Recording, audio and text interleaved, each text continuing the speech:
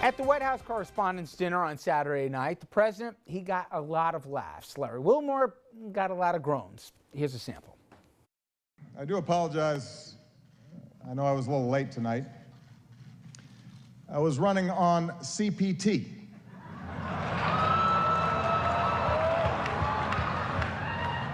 Which stands for jokes that white people should not make. GOP Chairman Reince Priebus is here as well. Glad to see that you feel that you've earned a night off. Congratulations on all your success. The Republican Party, the nomination process, it's all going great. Keep it up. You know, the free press is central to our democracy, and nah, I'm just kidding. You know I've got to talk about Trump.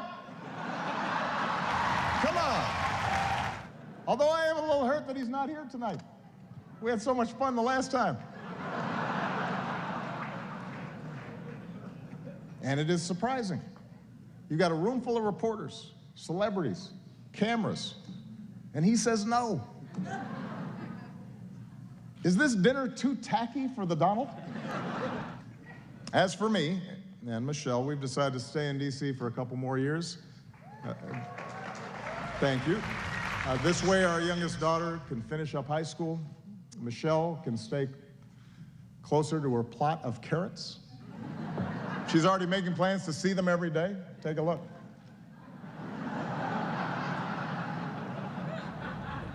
So I want to close my final White House Correspondents' Dinner by just saying thank you.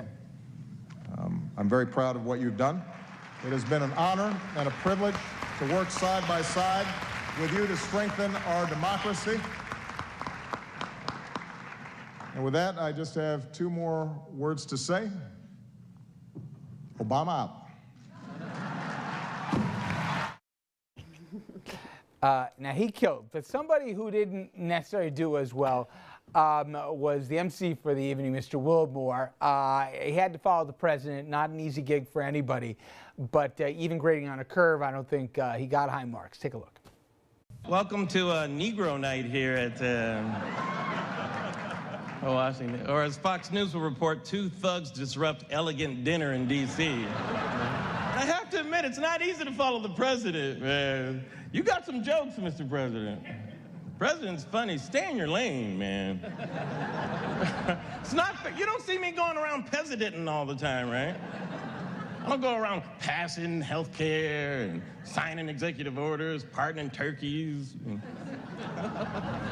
not closing Guantanamo. Oh, wait, maybe I did do that.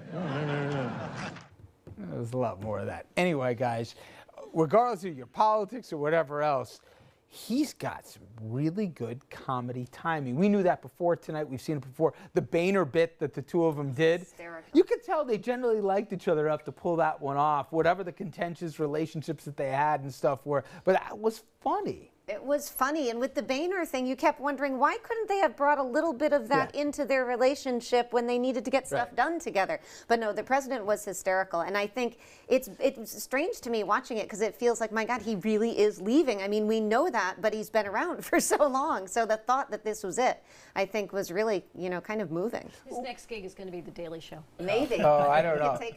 I think his price on the speaking circuit just was raised significantly as a result of this performance. Right, exactly. He did make, yes, exactly. He He's talked about making a lot of Tubmans and also night. made a joke about Hillary and Goldman Sachs. He had some fun there.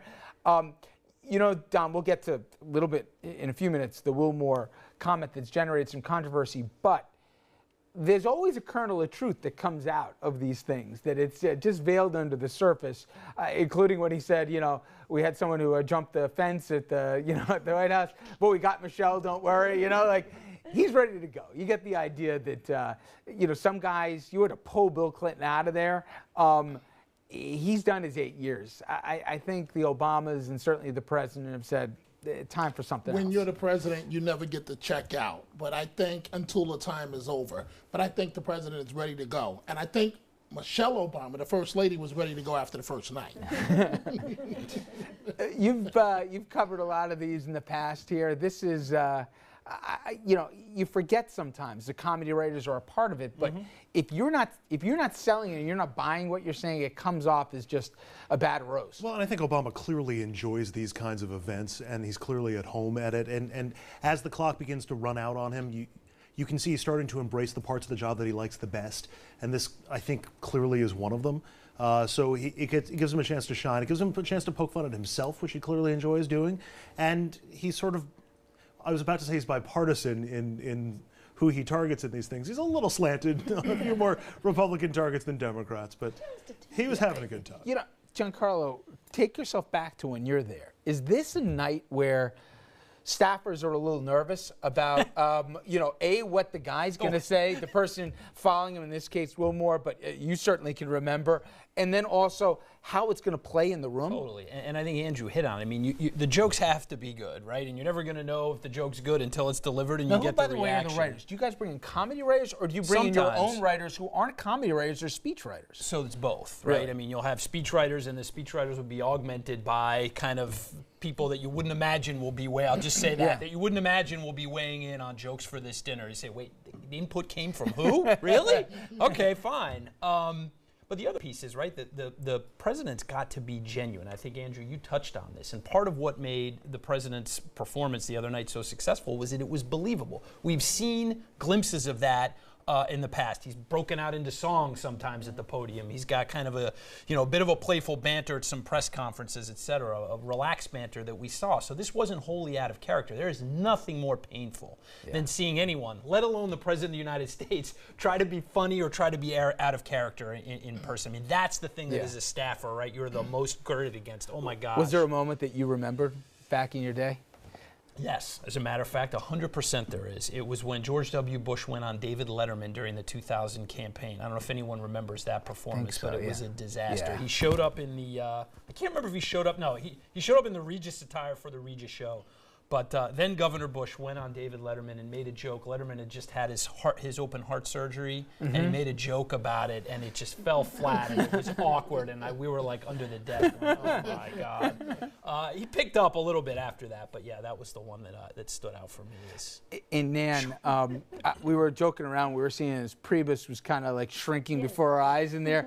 You can't go anywhere. And you know everyone's watching you for your reaction. Donald Trump last year, I mean, I think part of the reason he didn't come back this year is he was roasted so bad. They talked about him being a certain hue that has never been known to mankind. His hair took a beating on at the roast. So it's tough there if you're the target of it. Well, the best joke to my mind, and the president had a number of great jokes, but many respondents said you know, steak or fish, and they wrote in Paul Ryan. Yes.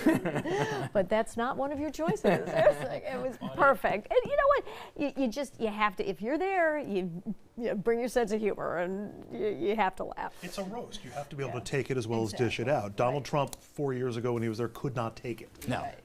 Obama clearly doesn't. And he made it clear he was not enjoying the moment. Obama clearly doesn't mind being the butt of a joke, and he makes himself, he puts himself as the punchline, and he allows the host to make him the punchline. Well, there was also some controversy, and for the most part, Wilmore was a forgettable MC, but he did say something that people are still talking about day or a couple days later. He said the N-word. Now, we bleeped it out, but this is where it appeared in the program. So, Mr. President, if I'm going to keep it 100, yo, Barry, you did it, man. Did it. Thank you very much. Good night. Now, we can figure out here where he went with that. And when he dropped the N-bomb, the president picked him up. He didn't leave him hanging. He could have left him hanging out there. He didn't. But he has already, Wilmore, gotten a lot of controversy for it. You among them. You didn't like what he did. I was watching, and you could see Mr. Wilmore completely bombing. None of his jokes were working.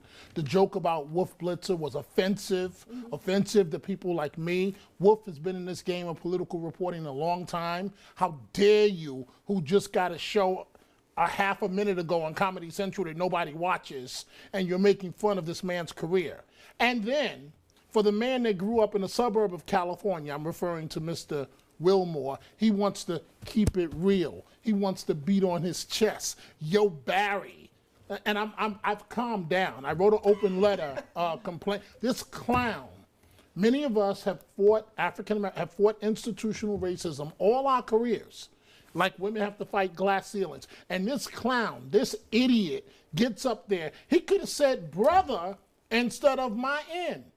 So when I stop kids on the subway and they like, yo, my N, yo, my da da da da, and I'm like, listen, don't do that to yourself. The Klan would say that right before they noosed, noosed you or hung you up. And so how am I going to make that argument now when they're going to say, well, Mr. Carter, the comedian said it to the president's face, the black comedian. Nobody white said it, and you said it before the National Press Corps. I mean, I don't wish bad for his career, but what was he smoking? What was he thinking? I don't have much to add to it. I got to admit, when I first heard it, and I thought, well, maybe there's a comedic context, and the president was all right. The room, you heard the gasp, but then they clapped along. I don't know. Has he, for the most part, gotten a pass on this, or has he gotten a beating? He's received a beating, and rightfully so. The White House has said they understood the spirit. But what else do you expect for them to say? The president, who's known as no drama Obama, of course he's going to embrace him. He just wants the moment to be over with. But think about this. The first black president, the first black man. We may not ever see another black man in the White House. After Obama, I don't think it's going to happen. And you get up there. Black Republican runs, we will. No. Maybe a black Republican. And you get up there, some 2-minute clown comedian. You're not even a comedian because you're not funny. You was the sidekick for, who's the guy on Comedy Central? The one that just quit? Stewart. You was the black sidekick. That's all you were. Period. And you're a writer for Blackish, and you get up there and beat your chest and call the president of the United States by his first name with his wife sitting right there, and then call him my N. Come on, Richard. Come on. I'll make that the last word on it. Coming up next, we will pivot from the House Correspondents' Dinner to where we were 5 years ago, coincidentally, at another Correspondents' Dinner. That's when SEAL Team 6 killed Osama bin Laden, a seminal moment for the president, for the country. But I'm going to talk about with the table how much of an enduring legacy that has left.